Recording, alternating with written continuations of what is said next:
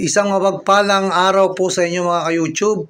Welcome po sa Eric's Vlog at ito pong video na to ay tungkol po sa phreatic eruption na nangyari po sa Bulkang Taal kahapon na tumagal po ng 4 na minuto ayon po sa report ng PBOX.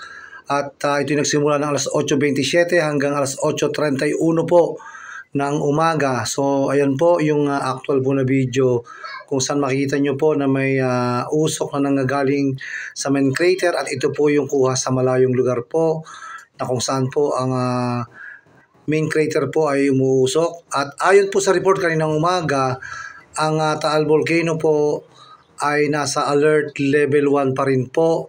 Hindi pa rin po nagbabago kahit po merong phreatic eruption po na nangyari kahapon po ng umaga.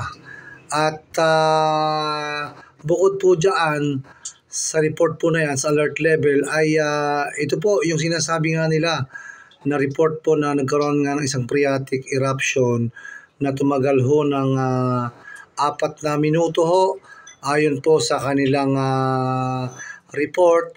At nagkaroon din po ng 26 volcanic earthquakes, kabilang na po ang 25 volcanic tremors po na tumagal po ng 2 hanggang 8 minuto po. Ang haba po ng volcanic tremors po ayon po sa ulat po ng PBOX na inilabas po nila sa kanilang website. At ang temperatura po ay nananatili sa 72.7 degrees Celsius po.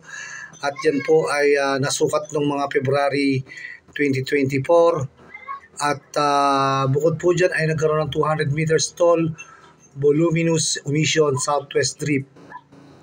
So yan po yung ulat po ng PBOX po na inilabas po ngayong umaga sa kanilang website po na PBOX.